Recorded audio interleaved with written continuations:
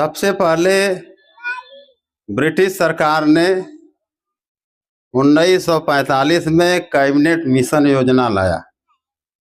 जब यहाँ आज़ादी का आंदोलन लगा चलने, तो कुछ लोग देश का खजाना लूट रहे थे, कुछ लोग क्या कर रहे थे, तो अंग्रेजों को लगा कि अब भारत को आज़ाद करना हमें पड़ेगा। तो उन्होंने भारत की आज़ादी के लिए एक कैबिनेट मिशन योजना एक उसका गठन किया और गठन करके कहा कि आप भारत में जाओ और पता करो कि भारत को हम किस प्रकार से आज़ाद करें। तो कैबिनेट मिशन भारत आया, अपनी जांच पड़ताल किया और अपनी रिपोर्ट वह सरकार को दिया, ब्रिटिश सरकार को। और उस रिपोर्ट में यह बताया गया था कि भारत को आज़ाद करने से पहले भारत का एक संविधान सभा होना चाहिए और संविधान सभा के चुने हुए सदस्य होना चाहिए। ब्रिटिश सरकार ने उसे स्वीकार किया, उनकी सिफारिश को, और 1946 में संविधान सभा का चुनाव हुआ, जिसमें 289 सदस्य चुने गए, 289। बाबा साहब डॉक्टर अंबेडकर को कांग्रेस के लोगों ने इतना इंतजाम कर दिया था कि डॉक्टर अंबेडकर इस संविधान सभा में चुन करके ना आने पावे। मैं इसलिए बता रहा हूं कि जो कांग्रेस के लोग जो है और तमाम सारे राजनीतिक पार्टियों के जो लोग हैं जो बाबा साहब चिल्ला रहे हैं, तो उनके दिल में कितनी नफरत थी। उन्होंने ऐसा इंतजाम किया था। एक व्यक्ति है जिसको लौह पुरुष कहा जाता, मेरे तो समझ में नहीं आता है कि ये लौह पुरुष कैसे बन गया था, जिसका नाम था सरदार वल्लभ भाई पटेल। उसने यह घोषणा कर दिया था कि मैं संसद की खिड़की दरवाजे सारा बंद कर दिया हूं और देखता हूं कि डॉक्टर अंबेडकर कैसे इसके अंदर आता है। तो बाबा साहब को पता था कि यहाँ मैं पूना में या महाराष्ट्र में चुनाव लड़ूंगा तो यहाँ मुझे कांग्रेस जीतने नहीं देगी। और वो चूंकि इतने योग्य थे, इतने काफी पढ़े लिखे थे, उनको भी लगता था कि मैं संविधान सभा में अगर चुन करके नहीं जाऊंगा तो मैं अपने लोगों के लिए कुछ नहीं कर पाऊंगा। तो बंगाल से कुछ मुस्लिम समाज के लीडर और कुछ नमो शूद्रा, जिसको चंडाल समाज कहा जाता है, उन्होंने बाबा साहब को बुलाया।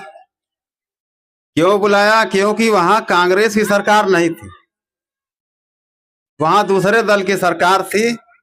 तो बाबा साहब वहां जाकर के चुनाव लड़े और तब बाबा साहब जाकर के संविधान सभा में चुन के गए। बंगाल में एक जयसोर और खुलना नामक संविधान सभा की सीट है, वहां से बाबा साहब संविधान के अंदर प्रवेश किए। ये सरदार वल्लभ भाई पटेल ने जो घोषणा किया था कि मैं तो सारे खिड़की दरवाजे संसद के बंद कर दिया हूं, देखता हूं कैसे आता है चुन करके। तो डॉक्टर अंबेडकर को बंगाल के लोगों ने संसद के खिड़की दरवाजे से नहीं बल्कि रोशनदान से उन्हें अंदर पहुंचाया। फिर क्या हुआ? फिर देश का विभाजन हुआ।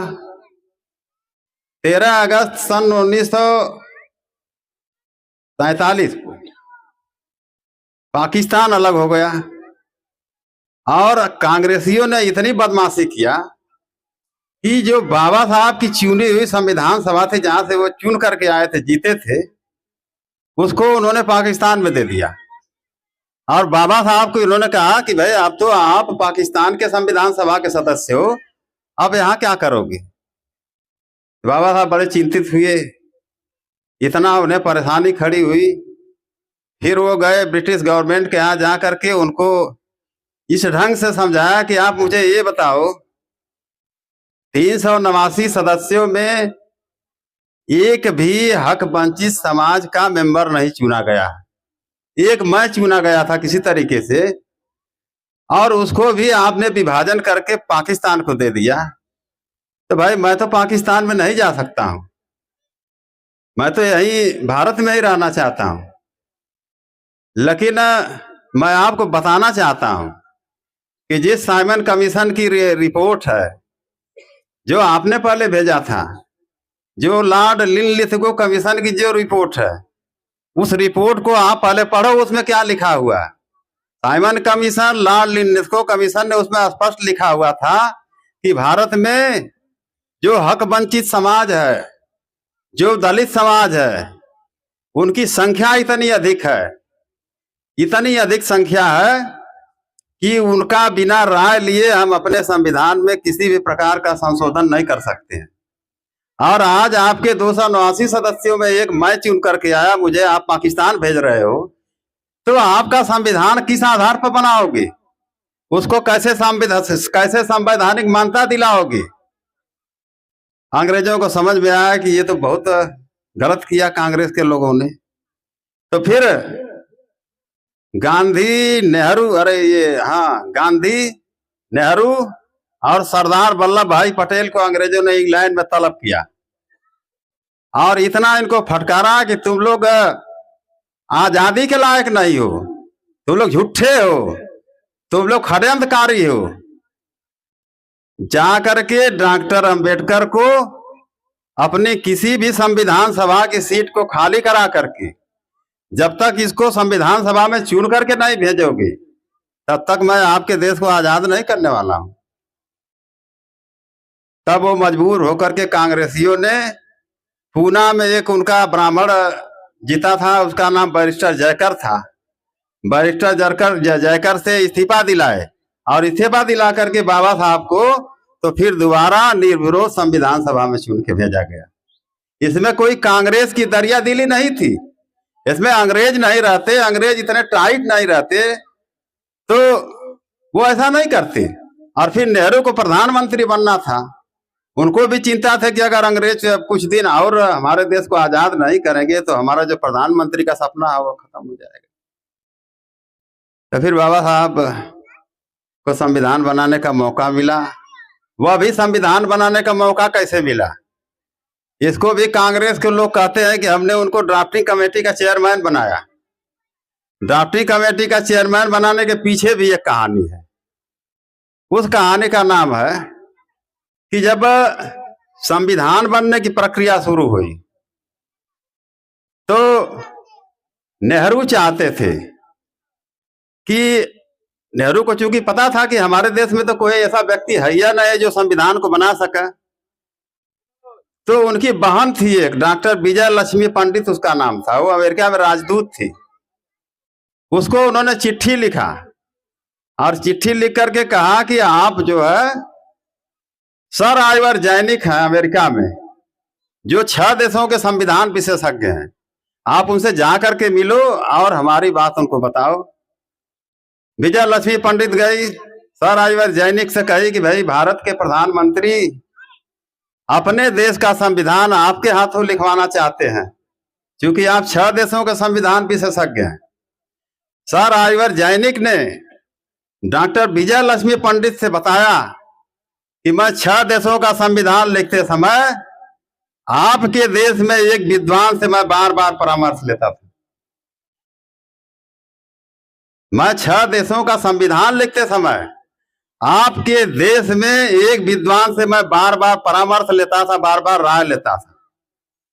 अब चकित हुई डॉक्टर विजय लक्ष्मी पंडित, तो कहा कि अरे भाई मेरे देश में कौन सा ऐसा विद्वान है जिसे हमें नहीं पता है।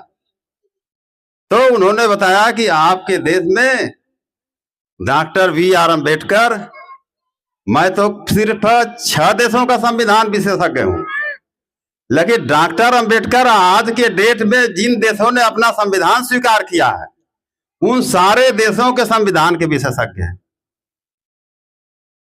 तब उसने क्या किया कि ये बात उन्होंने ब्रिटिश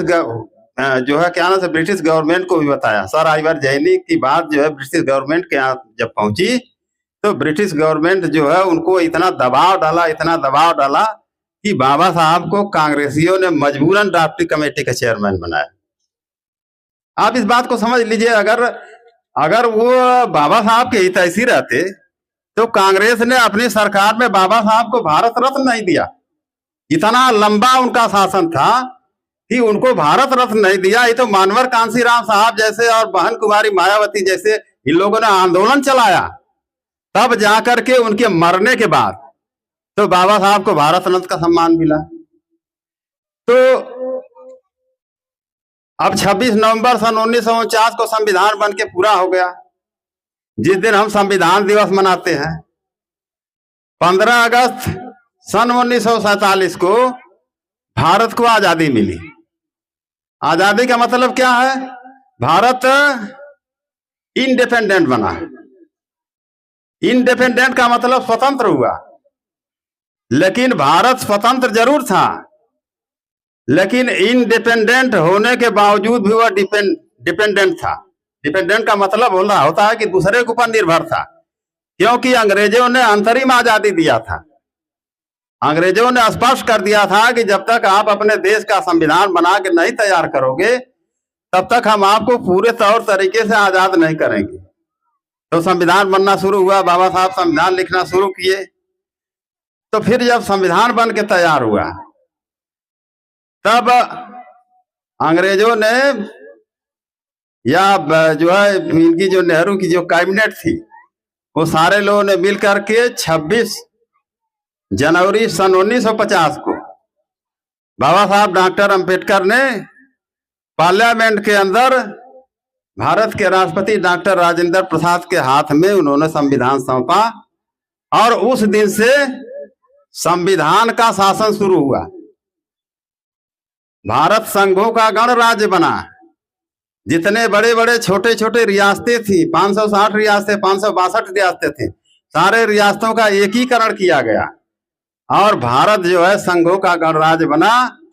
उस दिन से इस देश का प्रधानमंत्री हो, चाहे देश का राष्ट्रपति हो, चाहे देश का कितना भी कोई ताकतवर हो, वह संविधान से नीचे रहेगा। राष्ट्रपति भी संविधान के नीचे है, प्रधानमंत्री संविधान के नीचे। सबसे अगर ऊंचा कौन है तो भारत का संविधान है, क्योंकि भारत के संविधान के अलग वो होकर के कोई भी कार्य नहीं करेंगे। तो ये 26 जनवरी आपका गणतंत्र है, रिपब्लिक इसको कहते हैं। इस दिन भारत को संपूर्ण आजादी मिली। और 15 अगस्त वाला जो है वो उस दिन अंतरिम आजादी मिली। तो मैं समझ रहा हूं कि अब इससे अधिक बोलने के लिए तो मेरे पास बहुत कुछ है, लेकिन इससे अधिक बोलना उचित नहीं समझता हूं। ये गणतंत्र और लोकतंत्र में यही अंतर है। और जिस दिन लोकतंत्र लागू हुआ, बाबा साहब का संविधान लागू हुआ, उस दिन से नियम कायदा जो है, जो अंग्रेजों का नियम कायदा था, जो गवर्नमेंट ऑफ इंडिया एक्ट 1935 के हिसाब से शासन चलता था, वो समाप्त हो गया। बाबा साहब का संविधान लागू होते हुए भी उस दिन से मनुस्मृति का कानून खत्म हो गया। तो फिर बाबा साहब के बनाए गए संविधान से तो कानून बना करके शासन चल रहा है, और संविधान से बड़ा कोई नहीं है। संविधान के नीचे सारे लोग हैं।